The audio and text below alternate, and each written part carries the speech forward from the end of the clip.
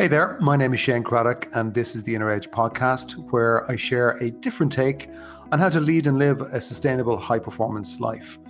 Over the course of different episodes, I'm going to challenge the belief that tension, stress, and struggle are essential to success and creativity.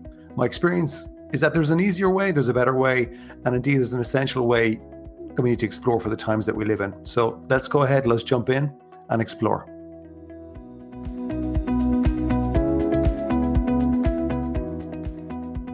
Hello there, this is Shane Craddock. Welcome to the Inner Edge. When this episode is being released, I am or will be in the middle of my annual leaders retreat, which I call the Thrive Experience. And essentially, it's 3 days out with 20, 21 leaders. And it's going to structure time out to allow them to take time out of their busy lives and to get some perspective and ideas and some clarity about their journey in life. Not just as a leader, but also just in their personal life, because obviously, essentially from my perspective anyway, there's only one life. There's not two. There's just one. And while we're there, we will be talking about things like vision and direction and journey. And one of the themes this year is leadership presence. Now, today's episode I'm calling it the transformational potential of being here, with inverted commas around here, because inevitably, as so many, if you're ambitious about your life or your work, you generally will be focused on goals and getting to what I would call there. So there is almost like a line in the future where in your mind, it might be, well, I need to get to this goal, I need to get to there. And that could be in any context, both financial, both in terms of objectives in business, or to do with your health, or to do with relationships. And we are creative beings, so there is good. It's about creating something that's different, and maybe in some contexts better sometimes. But if you are not careful, and I've seen this too many times with clients and with myself, we can lose the fun. And there can become something that actually disrupts our ability to just enjoy life, the fullness of life. And usually it's unconscious because we do make there much better than here. But the point I want to make today about the transformational potential of being more here is that being more here is the key to creating a better there. So I hope you're still with me. So what is being here? So people say, well, of course I'm here. Well, actually, most people actually really are not. They spend more time there, or maybe sometimes in the past. So when you're here, it means really, another way of saying that is being present, being in the moment, having a relaxed state of mind, a relaxed mind, that you're not really thinking that much. You're not questioning. So say, for example, you could be sitting down talking to somebody and it might look like you're there, but really in your mind, if we got inside your mind, what we'd see is a lot of thinking. You could be thinking about something else. You could be thinking about what the person is saying, what you're going to say in response to what they said. Maybe you're being emotionally affected by what they said. Maybe you're questioning yourself. Maybe you're insecure. All this stuff is going on inside your inner world. And most of the time, for most people, they're not fully aware of the impact that that's happening, or even that there's an alternative.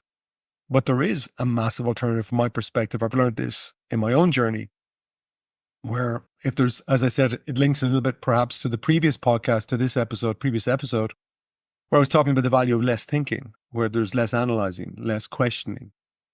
Now, at the start of the Thrive Experience, the retreat that I'm on right now, it's kind of weird recording this in advance, but anyway, I'm talking about the past tense, but I'm on it. Some people's minds at the very start will be very busy, especially if they're not used to the retreat or my work. There will be some people there at the start and will be thinking, things like, I wonder why I'm here. Why did I do this? Or everybody else seems to know everybody else. I'm on my own. I hope, look, those people are getting on. I don't really know people. I'm not great in crowds. All this kind of stuff is happening from that inner narrator. But if you have followed me for a little bit, or you've read the Inner CEO book, or you've worked with me, you'll know that I'll say you can't trust that narrator.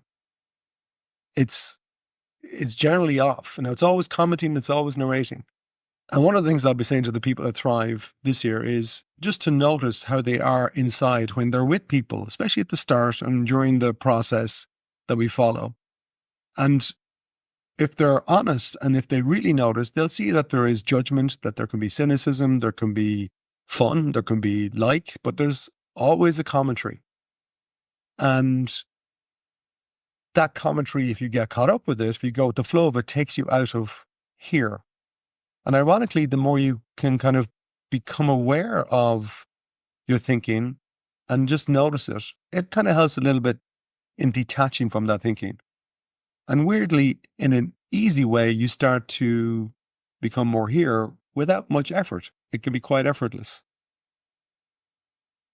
Now, I remember very distinctly when I was a teenager, my mother asking me, look, what do you want to do with your life? And this is kind of before I kind of got into where my daughter Jane is at now, to coming into what's called Leaving Cert year, the last year of secondary education in Ireland. And I remember at the start of the year, my mum saying, well, what do you want to do? And I wasn't really sure. And I just said what I felt, which was honest, which I just want to be happy and enjoy my work in life. But I didn't know what that was going to be. I didn't really have any specific intention. Now, over time, as you know, if you listen to my story, hopefully it hasn't bored you too much.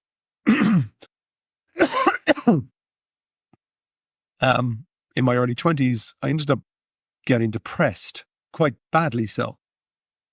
And lucky enough, I got through that, got a second chance, worked my way through that. And as part of that work, I discovered the psychology of achievement, which is about goal setting, goal achievement. And that did make a big difference to me.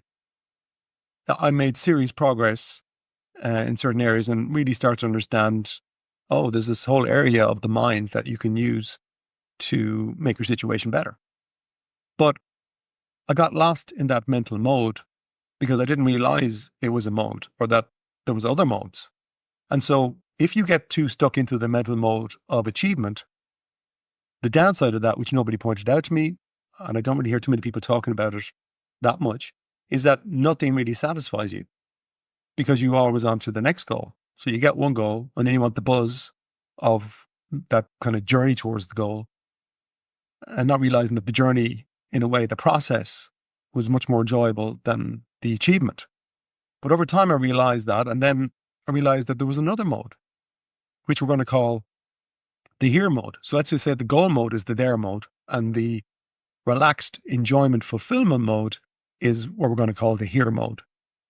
And that was where I just learned to be able to detach from the there mode, the goal mode, and just go into this kind of more relaxed mode. And in that mode, there was less thinking. I wasn't questioning myself. I wasn't beating myself up for not doing stuff or for doing stuff wrong.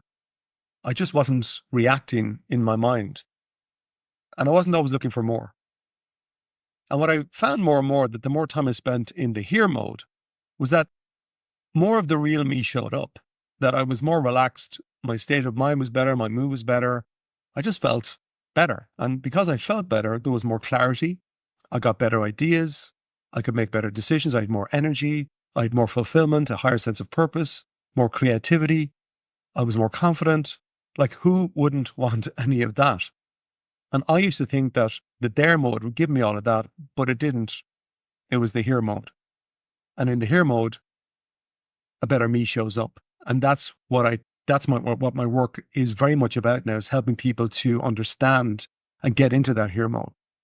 And I think one of the things that's helped me is that when it comes to there mode, we will fall into this trap mentally of thinking, well, hang on, no, there is better than here. And I think that's a problem because it robs us of the ability to enjoy now because there is better. So what if instead of making there better, we just made it different? And what if we just really focused on being better at being here? Being here. And there are different elements to that. But it starts, I think, with recognizing and detaching from that inner voice that's saying there's better or that just saying stuff. And as a mentor of mine said to me years ago, hey, don't make where you are wrong. But it's our thinking that makes it wrong. The thinking causes interference with our innate ability when we're just relaxed, that we're naturally here. So what about you? Are you here? Are you really here? Do you maybe notice where your mind is taking you away from here and going into there? Or going into questioning yourself about here? Maybe it's saying I hate my work. Maybe it's saying my relationship isn't where it should be, or something in my life isn't where it should be. Hey, I think that's probably true of everybody. But if it's robbing us of our ability to be here, for me, that's the one solution. That the more I'm here, it seems to me that actually I increase my ability to navigate better in general across all aspects of my life, which increases the probability of getting to a better there, if that makes any sense. So this is short and sweet, as usual, on a topic that we could spend a lot of time on, and maybe we will in terms of different offerings coming up in the future. But for now, hopefully it resonates. And I guess the key point of saying here is that being better at being here is perhaps maybe the key skill, I think, in everything, the underlying one that actually improves all skills. And when you're better here, you generally end up at a way better there. That's it for this week. Ciao for now.